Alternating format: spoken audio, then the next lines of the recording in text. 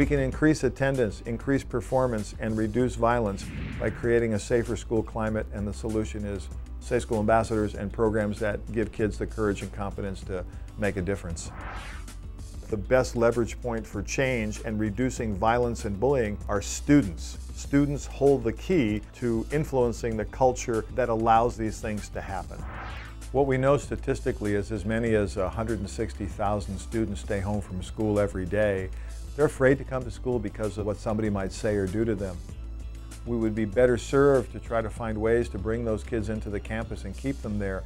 But the only way we're going to do that is if the campus is a safer place for kids who don't feel welcome.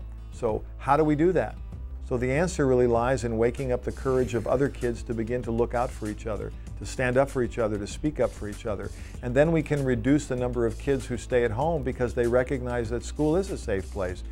I'd like to have a safer school so that kids don't have to be teased all the time. It hurts a lot of people, and sometimes they just don't go to school just because they're scared.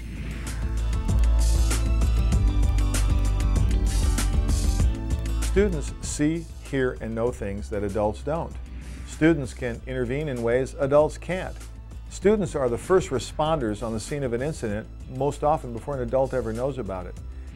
In order to address the academic needs of a student, their social and emotional well-being really has to be met first. If a child is coming to school and they are being bullied and they have that knot in their stomach, they're not going to be able to do well academically. So I think the most important thing to address first are the child's basic needs, and this is definitely one of them.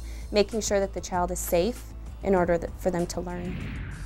The most important part is that students feel like they're being looked to as being part of the solution, and I think that sends a real powerful message.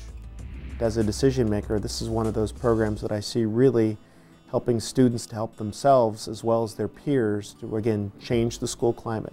Here's what's acceptable at our school, and really improve student learning by allowing students to come to school and feel safe. I can prevent a fight from happening by first you see what's going on, then you think what you should do, and then you do it. You gotta act and do it.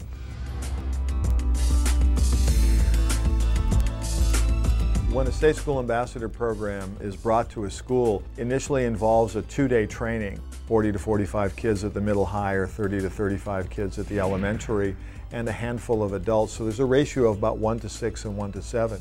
It tends to run the length of the entire school day, so we mirror what the starting bell is and the ending bell, so that we've got 2 complete days to drop in and build community in the room across different kinds of kids, and enough time to really give them a chance to get comfortable in talking about the issue, and most importantly, enough time to practice and gain some confidence and competence in the 6 or 7 skills that we're teaching them to use.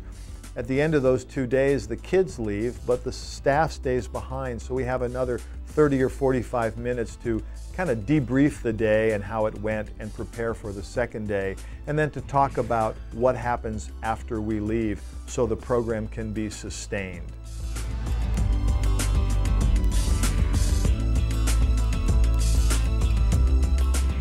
What our goal, and hopefully their goal, is to change the climate. We're hoping that they will learn to help other kids to know it's not okay to bully. It's not okay, you know, to mistreat someone, to leave them out.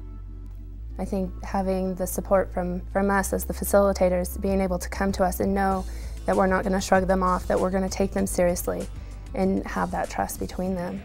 These small groups are critical to sustaining the commitment of the kids.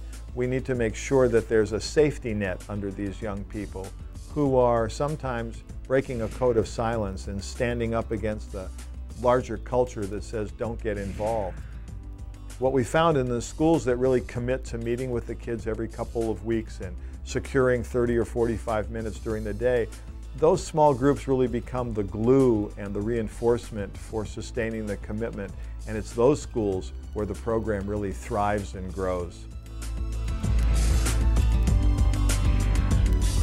What are we currently doing to deal with youth violence? What's it costing us to do the things we're already doing, and what's the expense of not doing this?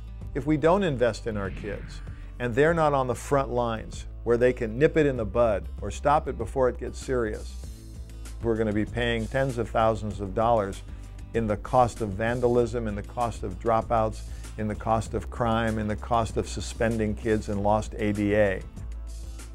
And we noticed that schools that have Safe School Ambassador program implemented on their campuses have a lower rate of students who are bringing weapons on. They have a higher rate of students that are feeling more safe on their campus, which is our ultimate goal.